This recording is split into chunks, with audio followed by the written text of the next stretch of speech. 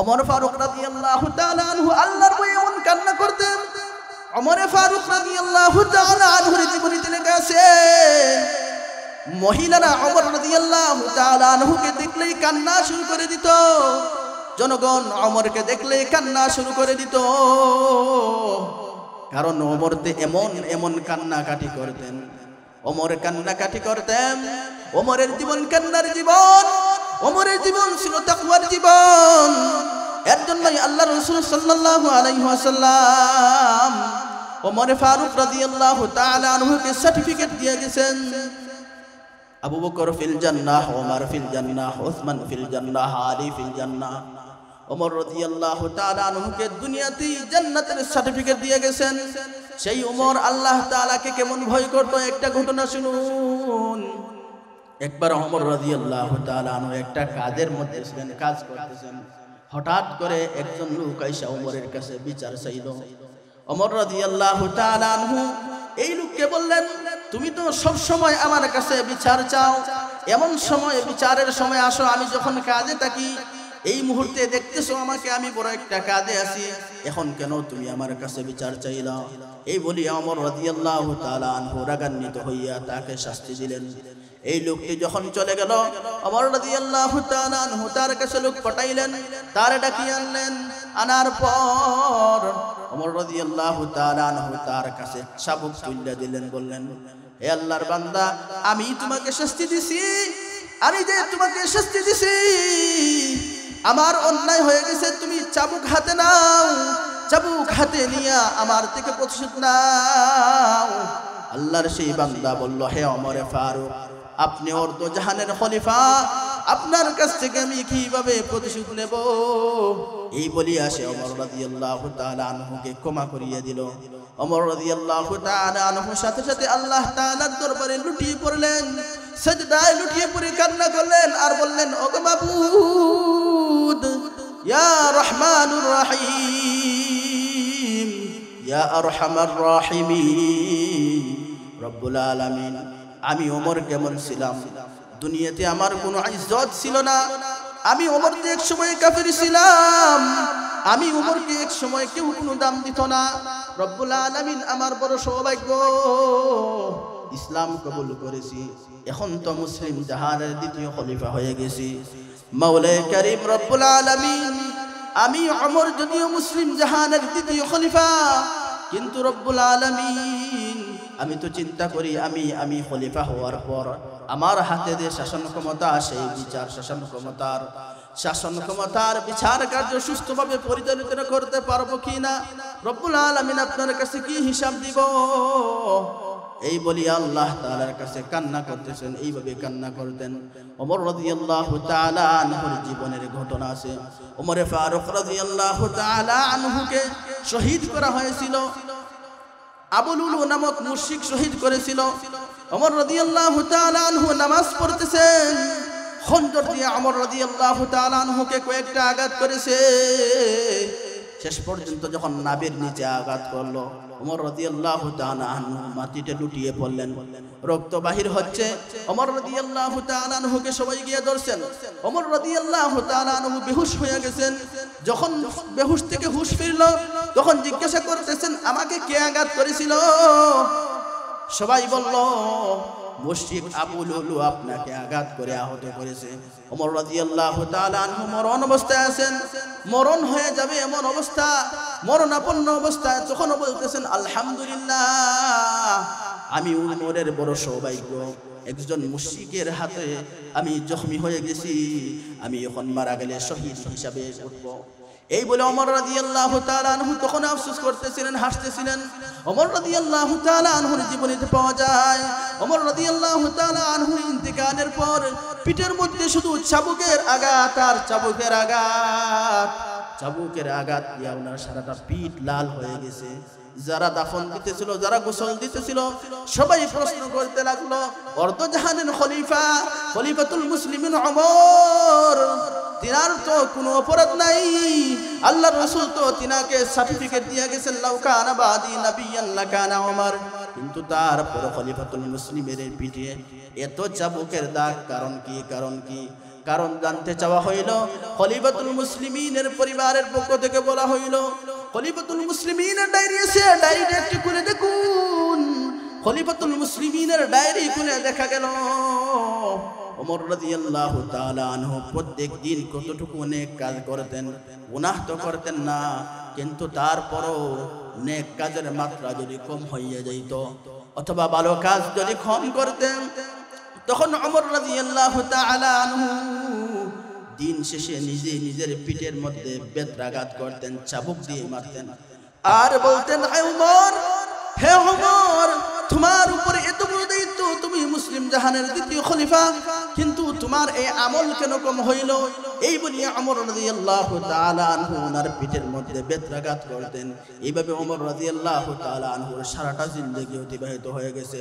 মারা যাবার পর দেখলেন পিঠের মধ্যে দাগ, পিঠের মধ্যে এত এত দাগ। কারণ কি? ওমর রাদিয়াল্লাহু তাআলা আনহুর জিন্দেগিটা এমন ভাবে কেটে দিয়েছে। খলিফাতুল মুসলিমিন অর্ধজাহারের খলিফা ওমর রাদিয়াল্লাহু তাআলা আনহু। শুধু ওমরের দিকে যদি আমরা নজর দেই তাহলে দেখতে পাই যে ওমরের তাকওয়া কেমন ছিল, ওমরের ভয় কেমন ছিল। ওমর রাদিয়াল্লাহু তাআলা আনহু এমন ভয় করতেন যেই কারণে আল্লাহ রাব্বুল আলামিন ওমরকে জান্নাতের সার্টিফিকেট দিয়ে দিয়েছেন আর এমন সুন্দরভাবে রাষ্ট্র চালাইয়া গেছেন। ওমর রাদিয়াল্লাহু তাআলা আনহুর শাসনামলে বাঘ এবং ছাগল এক গাঁট থেকে পানি পান করত। লোকেরা ঘুমাইবার সময় দরজা লাগানোর প্রয়োজন হইত না। শান্তি আর শান্তি ছিল। কারণ কি? শাসক ছিলেন খলিফাতুল মুসলিমিন ওমর। আর তিনি কেমন শাসক ছিলেন? তিনি ছিলেন একজন তাকওয়াবান তথা আল্লাহ তাআলার ভয় হাসিলকারী শাসক। اللهم وترحم على سيدنا محمد وعلى آل سيدنا محمد كما ترحمت على سيدنا إبراهيم وعلى آل سيدنا إبراهيم في العالمين إنك حميد مجيد. اللهم وتحنن على سيدنا محمد وعلى آل سيدنا محمد كما تحننت على سيدنا إبراهيم وعلى آل سيدنا إبراهيم في العالمين إنك حميد مجيد.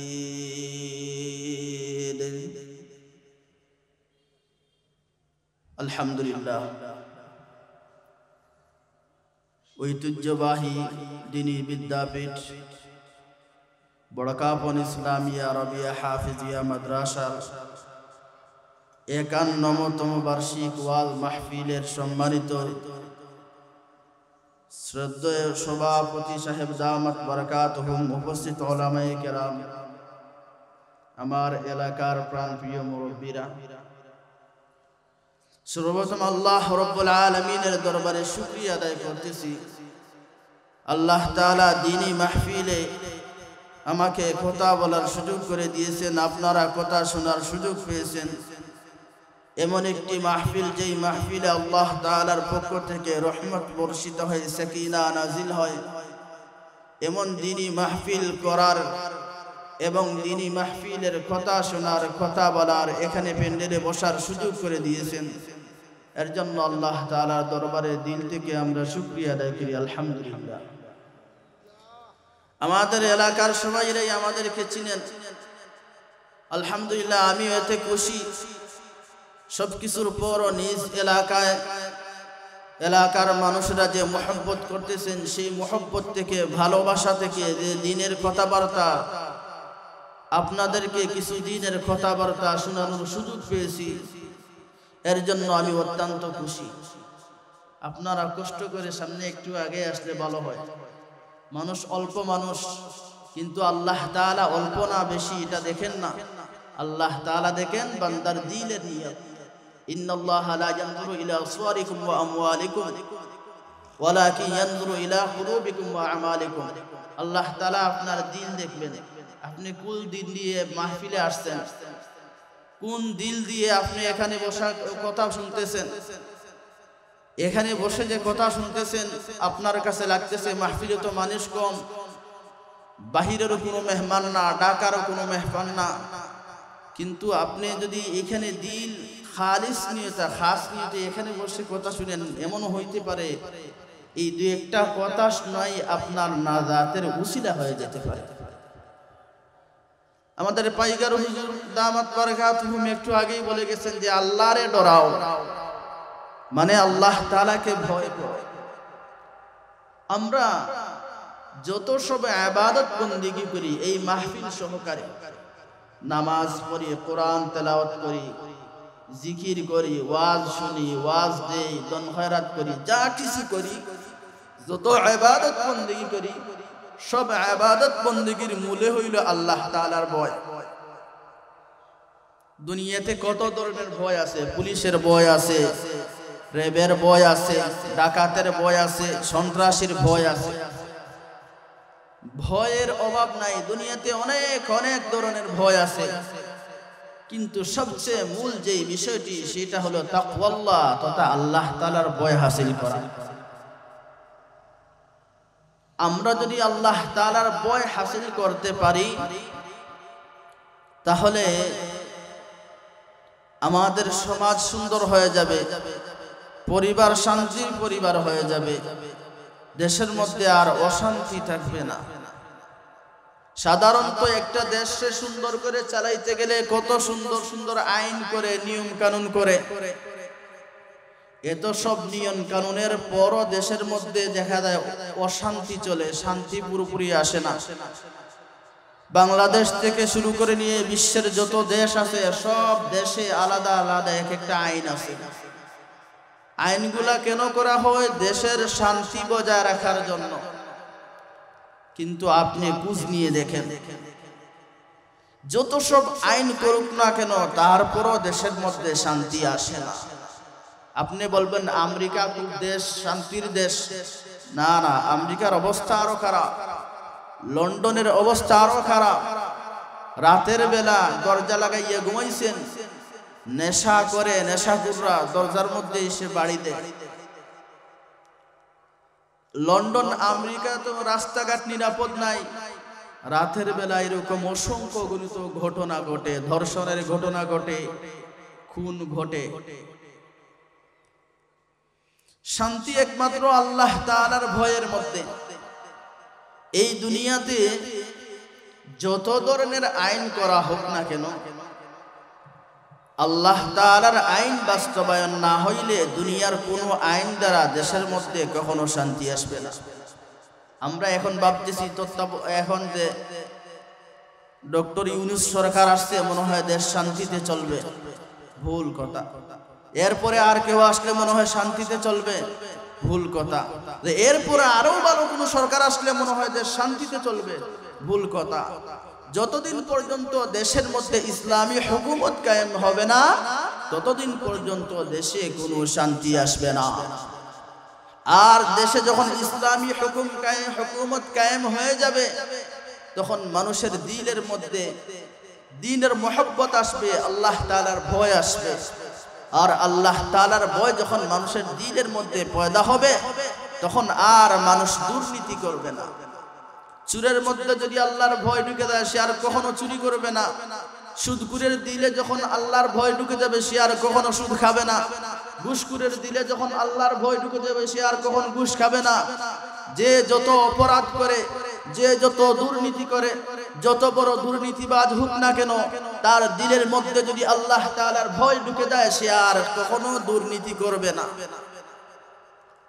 আজকেও দেখলাম আমার দেশ পত্রিকা লেখছে একাই দরবেশ ৫৭,০০০ কোটি টাকা মেরে গেছে। দরবেশ বলতে কাকে বোঝায় সহজে আপনারা বুঝতে পারবেন আশা করি। আওয়ামী লীগের একজন বড় নেতা আছে দরবেশ, এই দরবেশ একাই ৫৭,০০০ কোটি টাকা দেশের। এত সব দুর্নীতি কেন? তো আমরা ভাবতেছি যে একদল চলে গেছে দেশ খাওয়ার পর, আরেক দল আসছে, মনে হয় দেশ ভালোভাবে চলবে, সামনে আরো আসবে, ভালোভাবে চলবে। আরে আমাদের দেশ সামনে মনে হয় আরো উন্নতি হবে, আমরা মনে হয় আরো শান্তিতে বসবাস করতে পারবো। কিন্তু না না, কখনো সম্ভব নয়। যতদিন পর্যন্ত এই দেশের জমিনে ইসলামী হুকুমত কায়েম হবে না ততদিন পর্যন্ত এই দেশে শান্তি আসবে না। কলম খাতায় লিখে রাখে। সারাটা পৃথিবীতে যত দেশ আছে দেশগুলোর দিকে নজর দেন। ইউরোপ, আমেরিকা বলেন, লন্ডন বলেন, খেয়াল করেন, শান্তি নাই। শান্তি একমাত্র আল্লাহ তাআলার হুকুমত কায়েম করার মাধ্যমে প্রতিষ্ঠিত হবে। আর আল্লাহ তাআলার হুকুমত কায়েম হইলে মানুষের দিলের মধ্যে আল্লাহর ভয় আসবে। আর এই সময় মানুষের দিলের মধ্যে আল্লাহর ভয় এসে যাবে, এই মানুষেরা আর কখনো অপরাধ করবে না। সময় অল্প, আমি আপনাদের সম্মুখে সূরা আলে ইমরানের 102 নম্বর আয়াত তেলাওয়াত করেছি। আল্লাহ রাব্বুল আলামিন বলেন, ইয়া আইয়ুহাল্লাযীনা আমানু ইত্তাকুল্লাহ হাক্কা তুকাতিহি ওয়া লা তামুতুন্না ইল্লা ওয়া আনতুম মুসলিমুন। সূরা আলে ইমরানের 102 নম্বর আয়াতে আল্লাহ রাব্বুল আলামিন ইরশাদ করেছেন, ঈমানদার আল্লাহর গোলামেরা আল্লাহ রাব্বুল আলামিনকে ভয় করার মতো ভয় করো।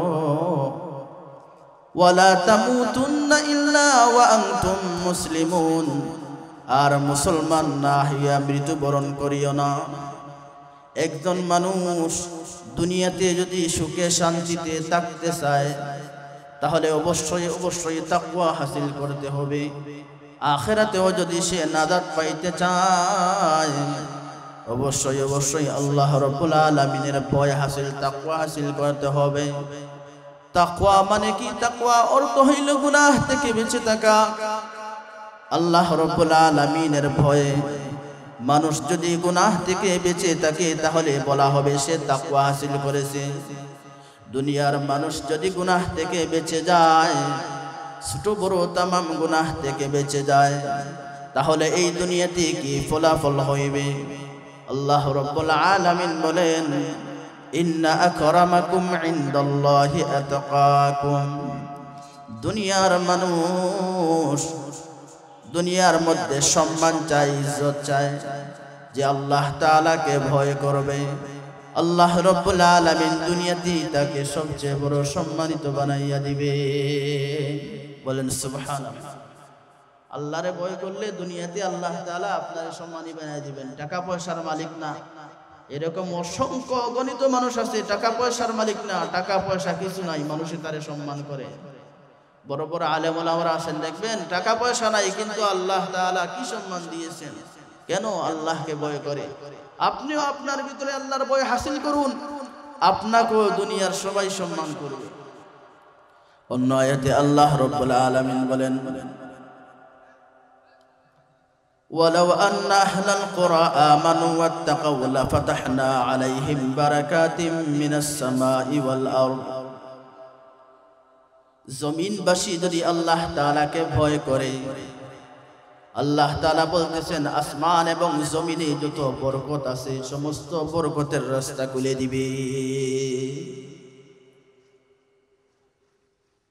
আল্লাহ রাব্বুল আলামিন বলেন, ওয়ামান ইয়াত্তাকিল্লাহা ইয়াজআল লাহু মিন আমরিহি ইউসরা। দুনিয়ার বুকে চলতে ফিরতে গেলে অনেক কষ্ট হয়, বিভিন্ন কাজ কর্মের ক্ষেত্রে আমরা কষ্টের মধ্যে পড়ে যাই। যারা আল্লাহ তাআলাকে ভয় করে, যারা তাকওয়া হাসিল করেছে, আল্লাহ তাআলা তাদের দুনিয়ার সমস্ত কাজ কর্ম সহজ করে দেয়। অন্য আয়াতে আল্লাহ রাব্বুল আলামিন বলেন, ওয়ামান ইয়াত্তাকিল্লাহা ইয়াজআল লাহু মাখরাজা। যারা আল্লাহ রাব্বুল আলামিনকে ভয় করে, আল্লাহ রাব্বুল আলামিন তাদের বিপদের রাস্তা খুলে দেয়। আপনি যদি বিপদে পড়েন আর যদি তাকওয়াওয়ালা হন, সব সময় যদি দিলের মধ্যে আল্লাহর ভয় থাকে, নামাজি হন, আল্লাহর ভয় নিয়ে চলেন, তাহলে যখন আপনার উপর বিপদ আসবে তখন আল্লাহ তাআলা আপনাকে কুদরতিভাবে সেই বিপদ থেকে উদ্ধার করে দিবে। আমি যদি বিস্তারিতভাবে বলতে চাই আমার যে বিষয়, সেই বিষয়ের উপর বয়ান করতে গেলে কমপক্ষে 1.5 ঘন্টা সময় প্রয়োজন। আমি আপনাদেরকে একটা ঘটনা শোনাই। মুসলিম শরীফের একটা হাদিস, তিন বন্ধু মিলে কোথায় যাচ্ছিল, হঠাৎ করে পথের মধ্যে বৃষ্টি দেখা গেল। বৃষ্টি থেকে বাঁচার জন্য তিন বন্ধু মিলে একটা গুহার ভিতরে আশ্রয় নিল। যখন গুহার ভিতরে আশ্রয় নিল, তখন পাথরের বড় একটা খণ্ড, বড় একটা পাথর গুহার মুখে পড়ে গেল, আর গুহার মুখ বন্ধ হয়ে গেল। তিন বন্ধু মিলে কি করবে চিন্তায় পড়ে গেল। এমন একটি জায়গায় আছি, আমরা তো বাহির হওয়ার কোনো পথ নাই, এই জঙ্গলের মধ্যে কোনো মানুষ নাই, কাউকে ডাকলে ডাকও শুনবে না, আবার গুহার মুখ বন্ধ হয়ে গেছে, বিরাট পাথর, এই পাথর চূড়ানোর শক্তিও আমাদের কাছে নাই, আমরা কি করব? তিন বন্ধু মিলে পরামর্শ করলো কি করা যায়। তিন বন্ধু মিলে পরামর্শ করে বলো, যার যার যার যে উসিলা আছে, যার যে নেক আমল আছে, সেই নেক আমল নিয়ে আল্লাহ তাআলার কাছে চাও। প্রথম বন্ধু চাইল, হে আল্লাহ, বড় বিপদে পড়ে গেছি, পাথরের কারণে, পাথরের ছাপে পড়ে গেছি, গুহার মুখ বন্ধ হয়ে গেছে। আল্লাহ রব্বুল আলামিনের কাছে চাইল, আল্লাহ রব্বুল আলামিন, গুহার মুখ বন্ধ হয়ে গেছে, ওগো আল্লাহ, তুমি মাওলার হুকুম ছাড়া কোনো একটা জিনিস সামান্য নড়াচড়া করতে পারে না। রব্বুল আলামিন, আমার কিছু গাভী ছিল, এই গাভী দিয়ে আমি আমার মা বাবাকে দুধ পান করাইতাম। একদিন বিকালে আসতে আসতে দেরি হয়ে গেছে, দেখি আমার মা ঘুমিয়ে গেছে, এদিকে আমার বাচ্চারাও কান্নাকাটি করতেছে দুধ খাওয়ার জন্য। প্রত্যেক দিন আমি দুধ আগে মা বাবারে পান করাই, পরে আমি আমার বাচ্চাদেরকে পান করাই। আজকে আসার পর যখন দেখলাম মা বাবা ঘুমিয়ে গেছেন, আমি দুধ দহন করে দুধের পেয়ালা হাতে নিয়ে মা বাবার শিয়রে দাঁড়িয়ে রইলাম। সকাল বেলা যখন মা বাবার ঘুম ভাঙলো, রব্বুল আলামিন তখন আমি আমার মা বাবার সামনে দুধের পেয়ালা দিলাম। মা বাবা তৃপ্তি সহকারে দুধ পান করলেন। একদিকে আমার বাচ্চারা ক্ষুধার কারণে কাঁদতেছিল, তাদেরকে পান করাই নাই। অন্যদিকে মা বাবা ঘুমিয়ে গেছে, তারপরও আমি দুধের পেয়ালা সামনে লইয়া মা বাবার শিয়রে দাঁড়িয়ে রইলাম। রব্বুল আলামিন, এই কাজটি আমি করেছি একমাত্র আপনি রব্বুল আলামিনের ভয় নিয়া। মাওলায়ে কারীম, রব্বুল আলামিন, আমার এই কাজটা যদি আপনি মাওলার কাছে পছন্দ হয়, তাহলে এই যে গুহার ভিতরে আটকা আছি, বাহির হইতে পারতেছি না, আমাকে দয়া করে মায়া করে বাহির হইবার একটু ব্যবস্থা করে দিন। যেই মাত্র আল্লাহর বান্দা এই উসিলা নিয়ে দোয়া করলো, সাথে সাথে দেখা গেল আল্লাহ রব্বুল আলামিনের হুকুমে গুহার মুখে যে পাথর ছিল, সেই পাথরের 3 ভাগ করে 1 ভাগ সরে গেছে। বলেন সুবহানাল্লাহ।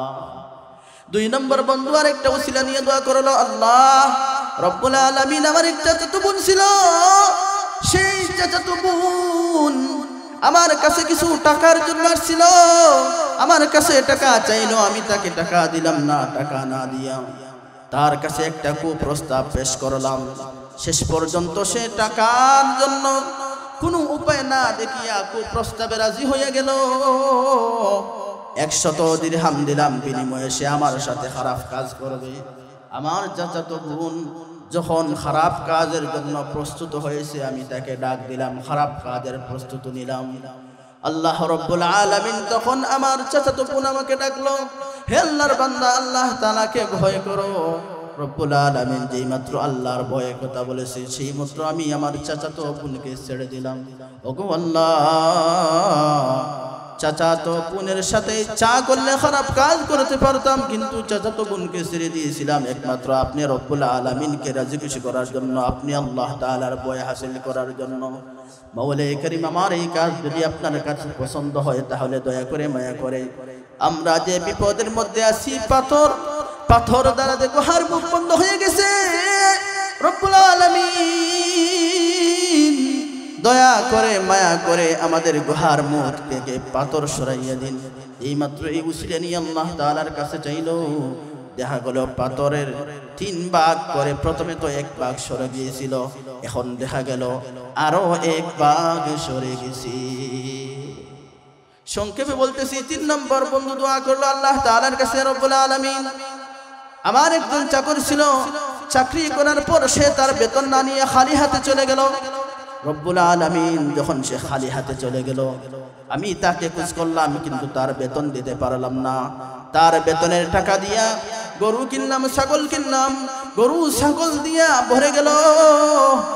রব্বুল আলামিন আমার সেই চাকর কয়েক বছর পর আবার আমার কাছে আসলো, আইসা বলল, হে মালিক আমার টাকা দিন। আমি তখন তাকে বললাম, এই যে গরু আছে ছাগল আছে সব কিছু নিয়ে যাও।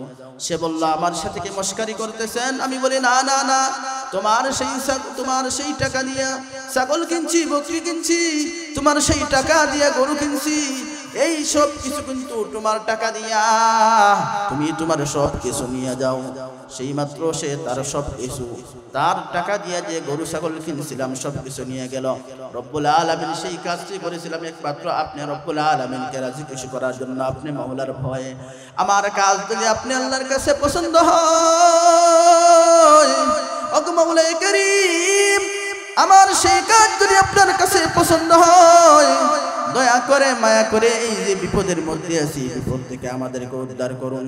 এই মাত্র 3 নম্বর বন্ধু সেই উসিলা নিয়ে আল্লাহ তাআলার কাছে চাইল।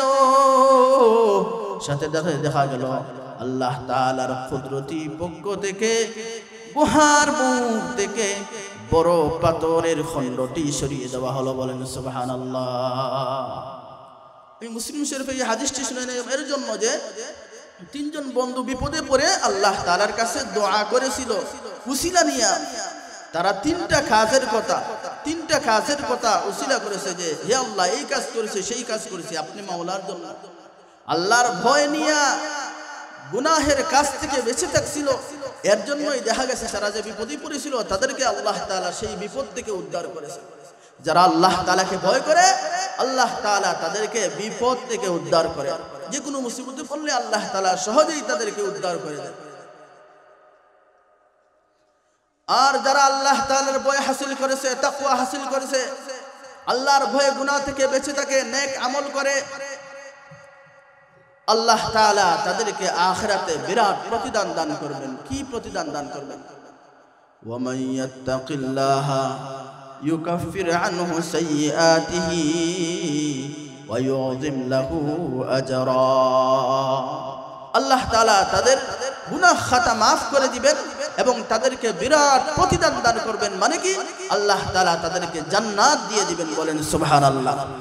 তাহলে আল্লাহরে ভয় করলে দুনিয়ার মধ্যেও কোনো অভাব থাকবে না, দুনিয়ার মধ্যে কোনো কষ্ট থাকবে না, দুনিয়ার মধ্যে কোনো পেরেশানি থাকবে না। আল্লাহ তাআলা সবকিছু আপনার মালিক হয়ে যাবেন। আল্লাহ বলেন, ওয়াল্লাহু ওয়ালিয়ুল মুত্তাকিন। যারা আল্লাহকে ভয় করে আমি আল্লাহ তাদের বন্ধু। আল্লাহ তাআলা যদি কারো বন্ধু হয়ে যায় তার আর কোনো কিছুর প্রয়োজন নাই। এর জন্য আমি যদি আল্লাহ তাআলাকে ভয় করি, দুনিয়াতেও আমার কোনো কিছুর অভাব হবে না। আল্লাহ তাআলাই দুনিয়াতে আমার জন্য যথেষ্ট হয়ে যাবেন, আর আখিরাতে আল্লাহ তাআলা রাজি হয়ে খুশি হয়ে আমার গুনাহ খাতা maaf করে আমাকে জান্নাত দিয়ে দিবেন। বলেন সুবহানাল্লাহ। আল্লাহর ভয় হাসিল করার দরকার আছে কিনা? আল্লাহর ভয় কিভাবে হাসিল করবেন? 3টা কথা বলি, 3টা পদ্ধতিতে। একটা হইল, যখন আমার সামনে গুনাহের কাজ আসবে আমি মনে মনে এই চিন্তা করব, আমি যে এই গুনাহ করতেছি আমার গুনাহ তো আল্লাহ তাআলা দেখতেছেন। এই হলো একটা পথ। যখনই গুনাহের কাজ সামনে আসবে তখনই এই নিয়ত করবেন, এই চিন্তা করবেন যে আমি যে গুনাহ করব আল্লাহ তাআলা তো দেখতেছেন। 2 নম্বর হইল, যখনই আমার সামনে কোনো গুনাহের কাজ আসবে তখন এই নিয়ত করব যে আমি যে গুনাহ করতেছি এর হিসাব তো পরকালে অবশ্যই দেয়া লাগবে। পদ্ধতি হইল, আল্লাহ ওয়ালা যারা আছে, যারা তাকওয়া হাসিল করেছে, আল্লাহ ওয়ালা হয়ে গেছে, তাদের সঙ্গ গ্রহণ করা।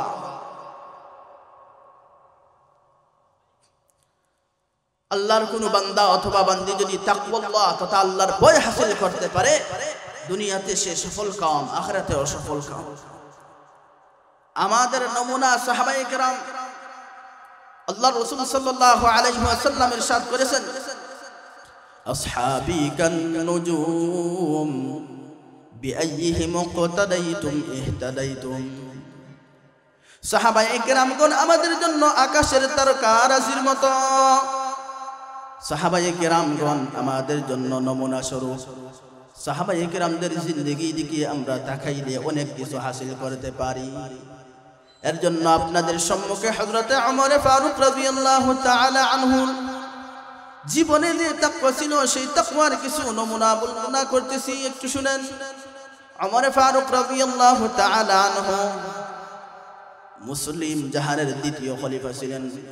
অর্ধ পৃথিবী শাসন করে গেছেন।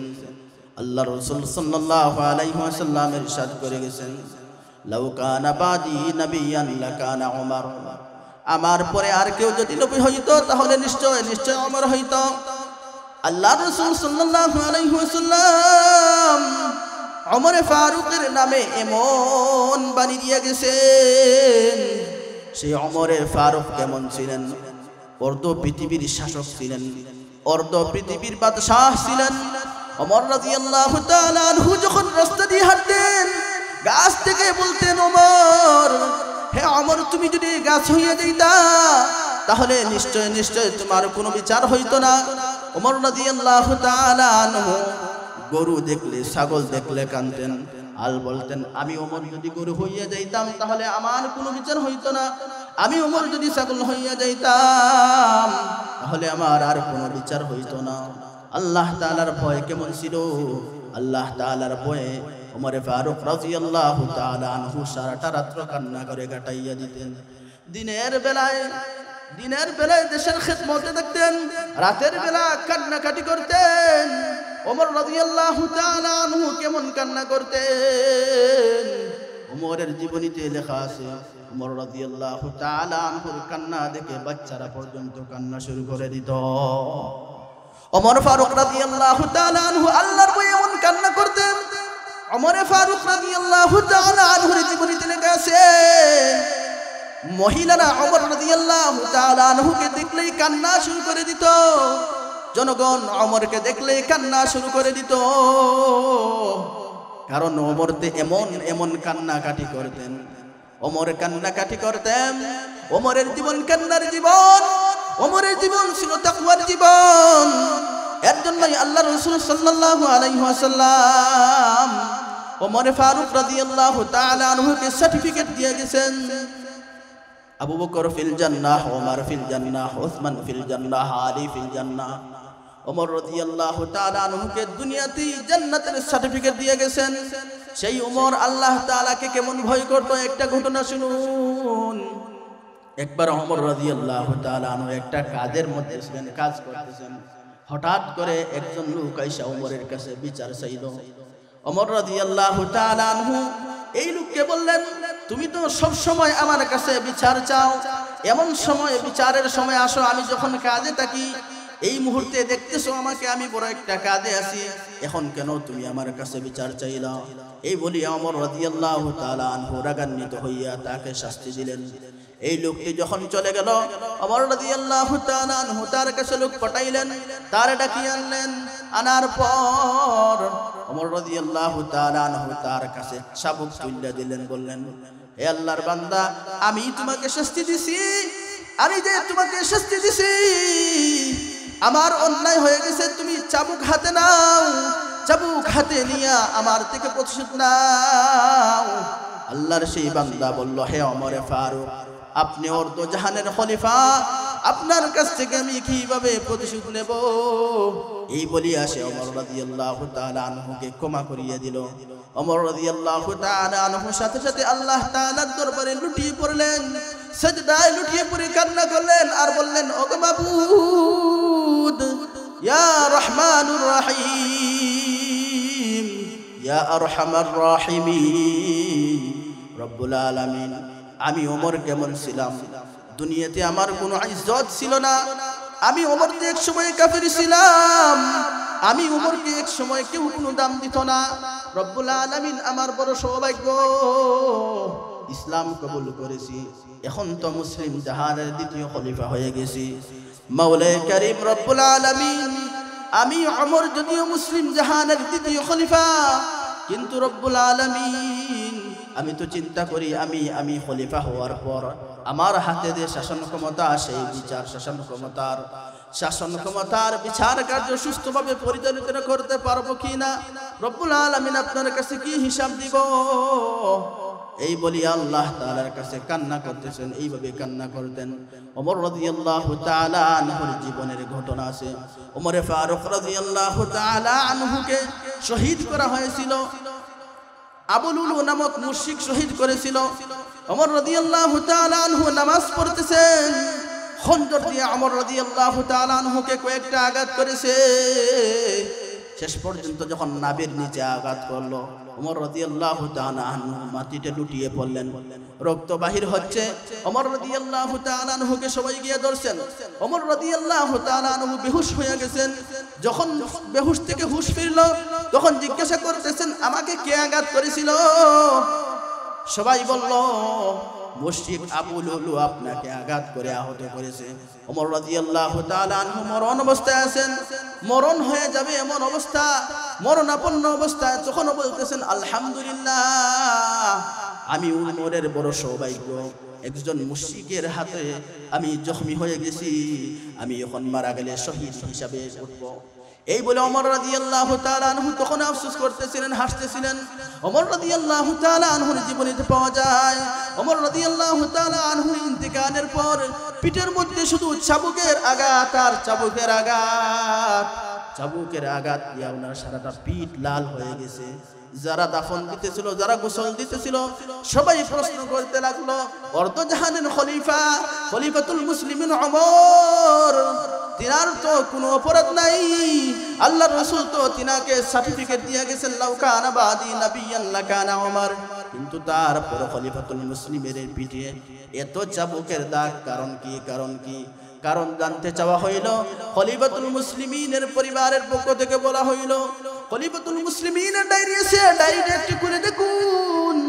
খলিফাতুল মুসলিমিনের ডায়েরি খুলে দেখা গেল ওমর রাদিয়াল্লাহু তাআলা আনহু প্রত্যেক দিন কতটুকু নেক কাজ করতেন। গুনাহ তো করতেন না, কিন্তু তারপরও নেক কাজের মাত্রা যদি কম হইয়া যাইত অথবা ভালো কাজ যদি কম করতেন, তখন ওমর রাদিয়াল্লাহু তাআলা আনহু দিন শেষে নিজে নিজের পিঠের মধ্যে বেত্রাঘাত করতেন, চাবুক দিয়ে মারতেন আর বলতেন, হে ওমর, হে ওমর, তোমার উপরে এত বড় দায়িত্ব, তুমি মুসলিম জাহানের দ্বিতীয় খলিফা, কিন্তু তোমার এই আমল কেন কম হইল? এই বলে ওমর রাদিয়াল্লাহু তাআলা আনহু ওনার পিঠের মধ্যে বেত্রাঘাত করতেন। এইভাবে ওমর রাদিয়াল্লাহু তাআলা আনহুর সারাটা জিন্দেগি অতিবাহিত হয়ে গেছে। মারা যাবার পর দেখলেন পিঠের মধ্যে দাগ, পিঠের মধ্যে এত এত দাগ। কারণ কি? ওমর রাদিয়াল্লাহু তাআলা আনহুর জিন্দেগিটা এমন ভাবে কেটে দিয়েছে। খলিফাতুল মুসলিমিন অর্ধজাহারের খলিফা ওমর রাদিয়াল্লাহু তাআলা আনহু। শুধু ওমরের দিকে যদি আমরা নজর দেই তাহলে দেখতে পাই যে ওমরের তাকওয়া কেমন ছিল, ওমরের ভয় কেমন ছিল। ওমর রাদিয়াল্লাহু তাআলা আনহু এমন ভয় করতেন, যেই কারণে আল্লাহ রাব্বুল আলামিন ওমরকে জান্নাতের সার্টিফিকেট দিয়ে দিয়েছেন আর এমন সুন্দরভাবে রাষ্ট্র চালাইয়া গেছেন। ওমর রাদিয়াল্লাহু তাআলা আনহুর শাসনামলে বাঘ এবং ছাগল এক গাঁট থেকে পানি পান করত। লোকেরা ঘুমাইবার সময় দরজা লাগানোর প্রয়োজন হইত না। শান্তি আর শান্তি ছিল। কারণ কি? শাসক ছিলেন খলিফাতুল মুসলিমিন ওমর। আর তিনি কেমন শাসক ছিলেন? তিনি ছিলেন একজন তাকওয়াবান তথা আল্লাহ তাআলার ভয় হাসিলকারী শাসক। সম্মানিত হাজরিন, সময় যেহেতু অল্প, আমি এটাই বলতে চাচ্ছি যে মাত্র ওমর রাদিয়াল্লাহু তাআলা আনহুর জীবনের অশেষ অগণিত ঘটনা থেকে কিছু অংশ শোনাইলাম। একজন ওমরের দিলের মধ্যে কেমন ভয় ছিল। তিনি তো দুনিয়াতে থাকা অবস্থায় জান্নাতের সার্টিফিকেট পেয়ে গেছিলেন, তারপর আল্লাহ তাআলাকে কেমন ভয় করতেন। আর আজকে আপনার আমার অবস্থা কোথায়? আমরা ফজরের সময় মসজিদে আসতে চাই না। কারণ কি? ঠান্ডা লেগে যাবে, আরামের ঘুম ভেঙে যাবে। ফজর নাই, জোহর নাই, আসর নাই, মাগরিব নাই। আমাদের দিন খুঁতায় চলে গেল, দিনের কাজের বেলায় বড় পিছপা। আর যদি এখানে গানের একটা কনসার্ট হইতো তাহলে দেখতেন অল্প সময়ের ভিতরে সারা মাঠ ভরে যেত। এটা হলো আমাদের জীবনের বাস্তব অবস্থা। সবকিছুর হিসাব নেই, খাওয়া দাওয়ার হিসাব নেই, টাকা পয়সার হিসাব নেই, ব্যবসা বাণিজ্যের হিসাব নেই। দিন শেষে হিসাব করি যে আমার ব্যবসা থেকে কত টাকা লাভ হইল, কিন্তু কখনো আমরা হিসাব করি না দিন শেষে আমার কয়টা গুনাহ হইল। দিন শেষে আমি কয়টা নেকির কাজ করলাম, দিন শেষে আমি কয়টা নেকির কাজ করলাম, এই হিসাব আমরা নেই না। আমার সন্তান বিদেশে আছে, টাকা দিতেছে, বড় খুশি। সন্তানকে বিদেশে পাঠাইছি, আমি বড় খুশি। সন্তান টাকা পয়সা দিতেছে, বড় খুশি। কিন্তু সন্তান আমার দিন পালন করতেছে কিনা, বিদেশে গেছে আমার চোখের আড়ালে আছে, সে হালাল কামাই করতেছে কিনা, হারাম কামাই করতেছে, নামাজ পড়তেছে কিনা, গুনাহ করতেছে কিনা, সেটা আমরা খবর নেই না। ঘরের লোকের জন্য ভালো খাবারের ব্যবস্থা করি, একটা ঔষধের প্রয়োজন হইলে ভালো কোম্পানির ঔষধ আনি, একটা তরকারির প্রয়োজন হইলে ভালো তরকারি আনি, মাছ কিনতে চাইলে ভালো মাছ কিনি। দুনিয়ার যা কিছু প্রয়োজন আছে সব প্রয়োজনের জন্য আমরা সহজেই বুঝতে পারি এটা আমার জন্য ভালো, সেইটা আমার জন্য ভালো, এই কোম্পানি ভালো, সেই জিনিসটি ভালো, এইভাবে করলে ব্যবসায় লাভ হবে, এইভাবে করলে ভালো চাকরিজীবী হব, এইভাবে করলে ছেলেকে বিদেশে পাঠাইতে পারবো। সবকিছু আমরা বুঝি, ঠিক আছে, কিন্তু দিলের মধ্যে তাকওয়া নাই, আল্লাহ তাআলার ভয় নিয়ে চলি না। এর জন্য আমরা চিন্তা করি না নামাজ পড়তে পারলাম, চিন্তা করি না আমি যে নামাজ পড়তে পারলাম না, চিন্তা করি না আমার পেটে হালাল নাকি হারাম ঢুকতেছে, চিন্তা করি না আমার ঘরের মধ্যে যারা আছে তারা কেমন নামাজ পড়তেছে কিনা, চিন্তা করি না আমার ছেলের বিদেশে পাঠাইছি হালাল কামাই করতেছে কিনা, ছেলে আল্লাহ তাআলার হুকুম মানতেছে কিনা, এগুলো আমরা চিন্তা করি না। কারণ কি আমাদের দিলটা একেবারে শূন্য হয়ে গেছে। আল্লাহ রাসূল বলেন, বান্দা যখন একটা গুনাহ করে তখন তার দিলের মধ্যে একটা কালো দাগ পড়ে, এরপরে যদি আল্লাহর কাছে তওবা না করে তখন গুনাহ করলে আরেকটা কালো দাগ পড়ে।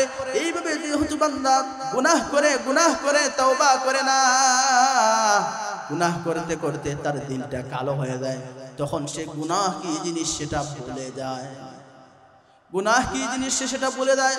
তখন সে যে গুনাহ করতেছে কোনো খেয়াল নাই, পরিবারের লোকেরা যে গুনাহ করতেছে কোনো খেয়াল নাই, ছেলেমেয়েরা যে গুনাহে লিপ্ত হয়েছে কোনো খেয়াল নাই, সে যে নামাজ ছাড়তেছে কোনো খেয়াল নাই, সে যে যাকাত আদায় করতেছে না কোনো খেয়াল নাই, সে যে সুদে লিপ্ত কোনো খেয়াল নাই, সে যে ঘুষে লিপ্ত কোনো খেয়াল নাই, এগুলা খেয়াল থাকে না। এর জন্যই ভাই আমরা নিজের দিল রে পাল্টাই, আল্লাহর ভয় হাসিল করি। আল্লাহর ভয় যদি দিলের মধ্যে হাসিল হয়ে যায়, ফজরের সময় ঘুম থেকে উঠতে কোনো কষ্ট হবে না। আল্লাহর ভয় যদি এই দিলের মধ্যে হাসিল হয়ে যায়, তাহলে তাহাজ্জুদের সময় উঠতে আপনার কোনো কষ্ট হবে না। আল্লাহর ভয় হাসিল হয়ে গেলে দ্বীনের পথে চলতে সহজ হয়ে যাবে। আর দ্বীনের পথে চলতে তো সহজ হবে, দুনিয়ার যা প্রয়োজন আছে সব আল্লাহ আপনার পায়ের নিচে দিয়ে দিবে। কেউ যদি আল্লাহর হয়ে যায়, সব হয়ে যায় তার, আপনি হয়ে যান আল্লাহর, সব হয়ে যাবে আপনার। এমন তো আল্লাহওয়ালা বুজুর্গ আছে যারা আল্লাহরে ভয় করে, আল্লাহওয়ালা মানুষ, টাকা চায় না কিন্তু মানুষেরা পকেটে দূরে টাকা ঢুকাই দেয়, না হুজুর আমারটা নিতে হবে, না করতেছেন তারপরে না হুজুর নিতে হবে, কেন? উনি আল্লাহর হয়ে গেছেন। আপনিও আল্লাহর হয়ে যান, আপনিও দিলের মধ্যে আল্লাহর ভয় হাসিল করেন। আল্লাহর ভয় হাসিল করতে গেলে কোনো বড় আলেম হওয়া লাগে না, আল্লাহর ভয় হাসিল করতে গেলে কোনো বড় মুফাসসির হওয়া লাগে না। আল্লাহর ভয় হাসিল করতে গেলে যে আপনি বড় কোনো ইমাম সাহেব হতে হবেন এরকম কোনো বিষয় নাই। আপনি গুনাহের কাজ ছেড়ে দিয়ে সঠিক পথে চলে এসে পাঁচ ওয়াক্ত নামাজ পড়ুন, দ্বীনের পথে অটল থাকুন, দ্বীনের কাজ করুন, গুনাহ থেকে বেঁচে যান, আপনিও আল্লাহওয়ালা হয়ে যাবেন, আপনিও আল্লাহর ওলি হয়ে যাবেন, আপনিও তাকওয়াওয়ালা হয়ে যাবেন। আপনার ভিতরে আল্লাহ তাআলার ভয় হাসিল হবে, তখন দেখবেন দুনিয়াতে চলতে গেলে সহজ, দুনিয়াতেও আল্লাহ তাআলা আপনাকে হেফাজত করবেন, দুনিয়াতেও আল্লাহ তাআলা আপনার কামাইয়ের রুজিতে বরকত দিবেন, জিন্দেগিতে বরকত দিবেন, সব কাজ সহজ হয়ে যাবে। আর আখিরাতের অনন্তকাল চিরস্থায়ী জান্নাতি হয়ে যাবে। তাকওয়া হাসিল করতে রাজি আসেন তো? আল্লাহর ভয় হাসিল করবেন, ঠিক আছে তো? ইনশাআল্লাহ আমরা সবাই আল্লাহর ভয় হাসিল করি। বলতে গেলে অনেক লম্বা, কোন দেশের, এটা আমার কথা নয়, কোরআনের কথা, এই দেশের সবাই যদি আল্লাহওয়ালা হয়ে যায়, সারা বিশ্বের যত দেশ আছে, যত শক্তিওয়ালা ক্ষমতাওয়ালা দেশ আছে, সবাই এই দেশকে ভয় করে। আমরা সবাই যদি আল্লাহওয়ালা হয়ে যাই, সারা বিশ্বের সুপার পাওয়ার আমরাই হয়ে যাব। আমরা সবাই যদি আল্লাহওয়ালা হয়ে যাই, বিশ্বের যত ধনী দেশ আছে সব থেকে বড় ধনী দেশ আমাদের দেশ হয়ে যাবে। আমরা যদি সবাই আল্লাহওয়ালা হয়ে যাই, ব্যক্তিগতভাবে যদি কেউ, সামাজিকভাবে যদি আল্লাহওয়ালা হয়ে যায়, রাষ্ট্রীয়ভাবে যদি আমরা সবাই আল্লাহওয়ালা হয়ে যাই, সবাই যদি গুনাহের কাজ ছেড়ে দেই, আল্লাহর যত রহমত আছে, যত বরকত আছে সব আমাদের উপর আসবে। আর না হয় শুধু গজব গজব আসবে। ঠিক মতো বৃষ্টি হয় না কেন? আমরা গুনাহের কাজ করি। অনেক সময় ভূমিকম্প হয় কেন? গুনাহের ফলাফল। যত সব অপরাধ আছে, যত সব গুনাহ আছে, সব কিছুগুলো আমাদের হাতের কাম। এর জন্য ভাই, যেহেতু সময় শেষ হয়ে গেছে, আজানের সময় হয়ে গেছে, আমরা সবাই আল্লাহওয়ালা হয়ে যাই। আর আজকের এই মাহফিল, বিশেষভাবে আপনারা সবাই মাহফিলে উপস্থিত থাকবেন, সব সময় শেষ পর্যন্ত উপস্থিত থাকবেন। যারা এখনো হাজির হন নাই, বাড়িতে আছেন, ঘরে আছেন, বিভিন্ন কাজে ব্যস্ত আছেন, বলবো মাহফিলে হাজির হয়ে যান। এরকম মাহফিল দ্বারা এলাকায় রহমত বরকত নাজিল হয়। এইরকম মাহফিল দ্বারা এলাকার মধ্যে রহমত বরকত নাজিল হয়। এই যে সুন্দর একটা মাহফিলের আয়োজন, এত টাকা পয়সা খরচ করে আয়োজন করা হয়েছে, এখন আমরা যদি ঘরের মধ্যে বসে সময় কাটাই, আর আমরা যদি মাহফিলে না আসি, বলি ঢাকার মেহমান আসলে মাহফিলে যাবে, সব কিছু বরবাদ। আমাদের একটা নিয়ম হয়ে গেছে যে ঢাকার মেহমান শুনলে সবাই দৌড়ে মাহফিলে আসি, আর এলাকার কোনো হুজুর আলোচনা করলে তখন শুনতে চাই না। এই যে একটু আগে পাইগার হুজুর আলোচনা করে গেলেন, আল্লাহওয়ালা মানুষ, বুজুর্গ মানুষ, মুরব্বী আলেম, বহুত বড় আলেম। বর্তমান সুনামগঞ্জের মধ্যে হিসাব করলে সবচেয়ে বড় মুরব্বী আলেম হলেন বর্তমানে পাইগার হুজুর। কিন্তু হুজুরের আলোচনা শোনার সময় মানুষ নাই। কারণ কি? আমরা মর্যাদা দিতে জানি না। এর জন্যই বুজুর্গানে দিন দেখে মর্যাদা দেওয়া শিখা, নিজের মধ্যে আল্লাহ তাআলার ভয় হাসিল করা। সম্মানিত হাজিরিন, সময় যেহেতু স্বল্প, আমি আপনাদের সম্মুখে একটা ঘটনা শোনাই। ওমরে ফারুক রাদিয়াল্লাহু তাআলা আনহুর জামানায় উনি তাকওয়াওয়ালা ছিলেন, উনার দিলের মধ্যে আল্লাহর ভয় ছিল। এর কারণে সারাটা দেশের মানুষ তাকওয়াওয়ালা হয়ে গিয়েছিল। উনি যে গভর্নর, ওনার যে রাষ্ট্রপতি সহকারে ওনার যত প্রজা ছিল, সবাই আল্লাহওয়ালা বানিয়েছিলেন, সবাই আল্লাহওয়ালা হয়ে গিয়েছিল। এমনকি ওমরে ফারুক রাদিয়াল্লাহু তাআলা আনহুর জামান একটা মেয়ে, ছোট মেয়ে পর্যন্ত আল্লাহওয়ালা ছিল, তাকওয়াওয়ালা ছিল। একটা মহিলা, ছোট গরিব মহিলারা পর্যন্ত তাকওয়াওয়ালা ছিল। ওমরে ফারুক রাদিয়াল্লাহু তাআলা আনহুর যুগের একটা রাখাল, সেও আল্লাহওয়ালা ছিল। এর জন্য তখনকার যুগকে বলা হয় স্বর্ণের যুগ, সোনালী যুগ। সেই যুগে শুধু শান্তি আর শান্তি ছিল, অশান্তি কল্পনাই করা যেত না। আর আজকে দেখা যায় দেশে অশান্তি, বাড়িতে অশান্তি, ঘরে অশান্তি, সমাজে অশান্তি, সব জায়গায় শুধু অশান্তি আর অশান্তি। 5 মিনিটের ভিতরে আপনাদেরকে আমি কিছু কথা বলে আমার বয়ান শেষ করব ইনশাআল্লাহ। ওমর ফারুক রাদিয়াল্লাহু তাআলা আনহু একজন গভর্নর বানাইয়া পাঠাইলেন। হিমস নামক এলাকায় গভর্নর পাঠাইলেন। সেই গভর্নরের নাম ছিল হযরতে আমির। সেই আমির রাদিয়াল্লাহু তাআলা আনহুকে ওমর রাদিয়াল্লাহু তাআলা আনহু গভর্নর বানাইয়া পাঠাইলেন।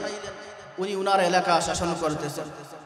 একবার ওমর রাদিয়াল্লাহু তাআলা আনহুর কাছে হিমস থেকে কিছু লোক আসলো। আসার পর ওমর রাদিয়াল্লাহু আনহু বললেন, তোমাদের অবস্থা কেমন? তোমাদের গরিব লোক যারা আছে তাদের একটা লিস্ট দাও।